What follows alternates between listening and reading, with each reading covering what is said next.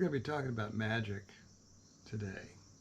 And so as not to bury the lead, encountering non-human intelligence, close encounters, if you will, are magic, I think. I'm going to explain why.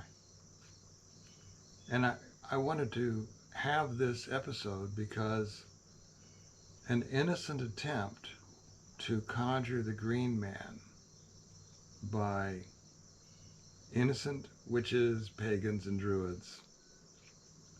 You may invite Sabe to show up, and so it would behoove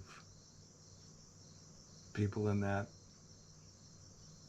mental state to know more about them. This channel is about the intersection of unknowns, life, high strangeness, and the writings. And it does not focus on magic primarily. But I'm an old guy. My experiences have taught me that nothing is what it seems, especially if you begin to look at things very closely. So a term like magic, it is a term like Bigfoot. It has a lot of pop culture baggage attached to that word that is irrelevant and amounts to disinformation, I think. Magic is something miraculous that we don't understand. I can show you something. This is miraculous and I don't understand it. Do you? Unless you know how the software works, I bet you don't understand how it works. It is magic. The dictionary says it is influencing events by supernatural means. Well, everything is natural means, actually, except for the spiritual, which is not, that's natural as well, it's just not physical, isn't it? High strangeness, supernatural means. Yeah, high strangeness would be supernatural if you look at it from a certain perspective. In inviting a forest deity to your solstice picnic and having them show up, that would be supernatural.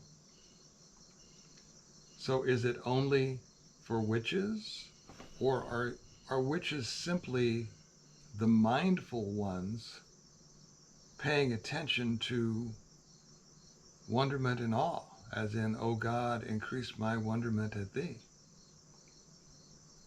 I think we're all talking about a lot of the same stuff here. Here, look at me. It's my medicine bag.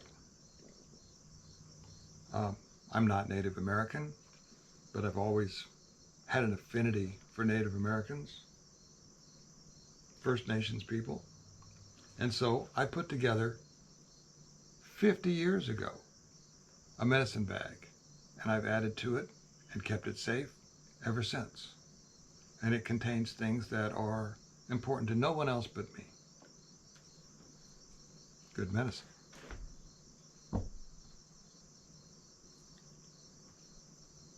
I'm a Baha'i. You're some other faith or none. But there are probably still special places that you revere.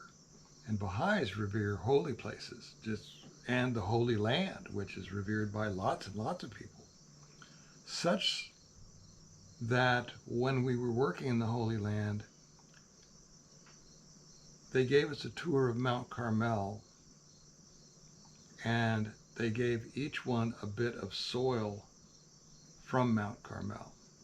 Not that it had been brought in or hauled in or anything like that, but from the mountain, because the writings of the Baha'i faith say that the soil of Mount Carmel, every atom is holy. And so that's something to be treasured. Likewise, I gathered a little sand from Baha'i, and that is treasured. Some people, when they travel, they pick up a little bit of sand or shells from wherever they go. That's something that people do. And here, we've even had a ceremony where we put a little of this at the four corners of the property as a blessing. We have smudged the houses with sage for obvious reasons. And the fan, I'll show you a photo of the fan I made, the smudge fan. And it's basically a First Nations type fan. It's made from turkey feathers that were harvested on the farm by my cousin, and a piece of wood that comes from an Osage orange that grows on the farm, and it's from this place. And there's a bit of fur on there from an old stole that belonged to my grandmother. And each feather, I drilled a hole into the stick so that the feather would each have a resting place. And in the bottom of each hole, I put a little soil from Mount Carmel so that the breeze that it wafts actually comes from the Holy Land, so to speak. Is that magic? You decide. I thought it was worth doing, and I'm glad I did it that way.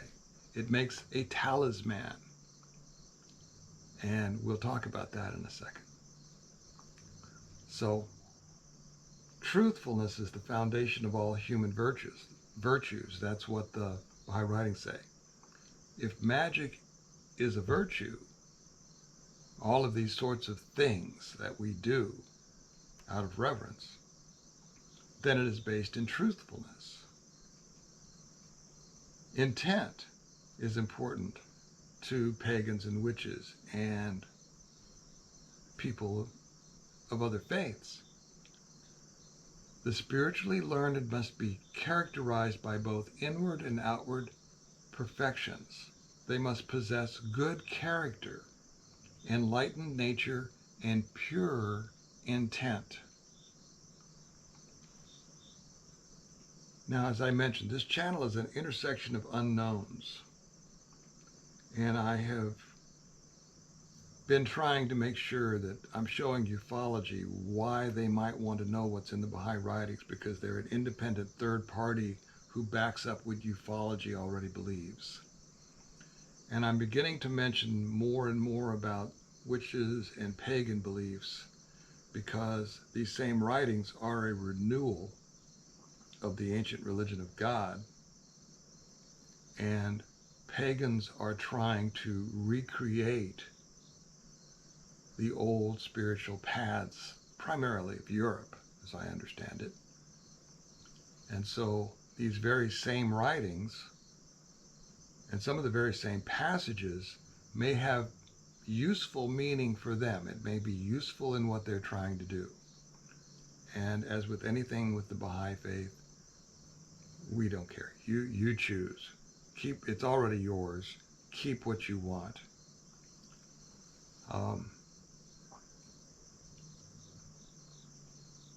Magic is indeed a virtue to pagans and witches, because from what little I know of their diverse perspectives, it is their way of living in a mindful state, of feeling the connection between all things, the unity of the universe.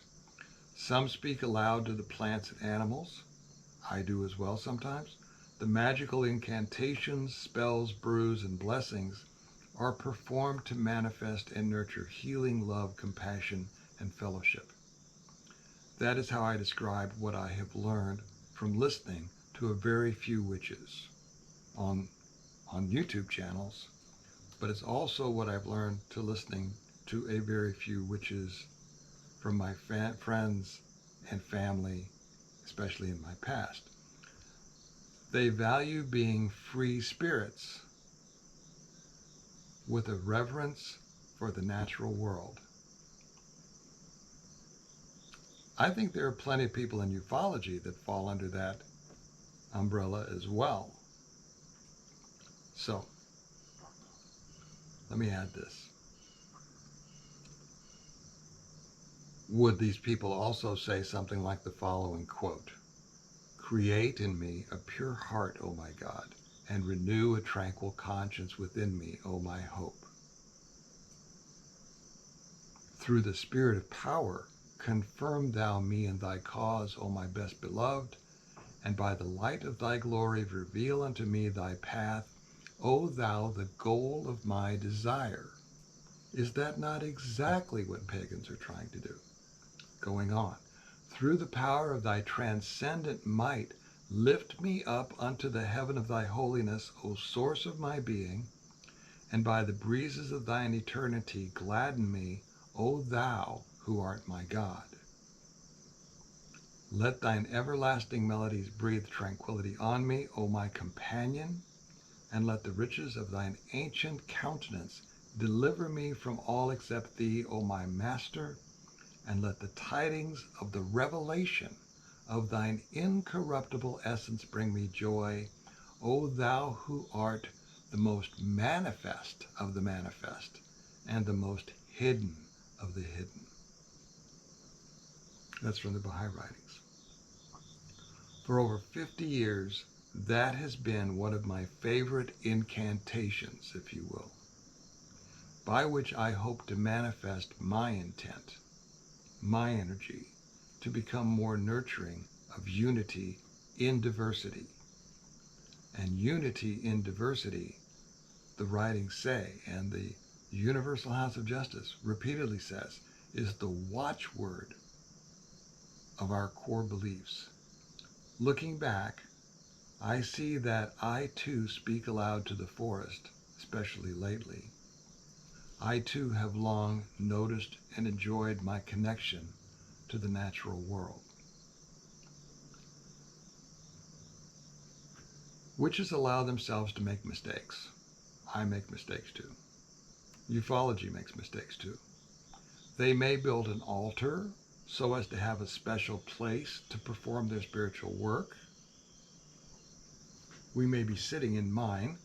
I too have a special place where I perform my spiritual work, where I speak my incantations aloud as I remind myself of the intent I hope to manifest. And that's basically my trail down through the farm. I call them prayers. But what are they if not my spiritual intent? My special place is a path through the fields that leads to a spring. Could a witch ever say the following? From the sweet-scented streams of thine eternity give me to drink, O my God, and of the fruits of the tree of thy being enable me to taste, O my hope. From the crystal springs of thy love suffer me to quaff, O my glory, and beneath the shadow of thine everlasting providence let me abide, O my light. Within the meadows of thy nearness, before thy presence, make me able to roam, O my beloved, and at the right hand of the throne of thy mercy seat me, O my desire. From the fragrant breezes of thy joy let a breath pass over me, O my goal. And that is from the Baha'i prayers. I think they could say that. I think that's what they are saying. If someone is trying to create their own spiritual path, I recommend visiting the prayer book of the Baha'is because it is filled with spiritual verses of immense power which may help a witch or pagan find their own voice. Or, since the verses are yours already, you might just use any of them that suit you. Also, if you are encountering non-human intelligence that is beyond our understanding, which all of it is, these same verses apply to them, and they understand them, arguably, and that's what all the other episodes on this channel are about, is why that should be that way. Not my opinion, what these writings have to say about that. So, one more thing, and then I think we'll let it go. for today. Are the practices of witches and pagans valid in the eyes of Baha'is? I think they should be. Consider this, quote, God hath raised up prophets and revealed books as numerous as the creatures of the world, and will continue to do so to everlasting, end quote. That leaves a lot of room for everybody, does it not? That is a lot of diversity. I, for one, cannot say that the ideas of witches and pagans, that the ideas they follow, did not originally come from the creator of all that is. Now, can I? I don't think anyone can say that. And so I think I leave you with the idea of unity in diversity, and the idea that, as we've said from other quotes in the writings, that also applies to the Sabe people and to ET. So, enough for now. Thanks for being here. I'll talk to you later.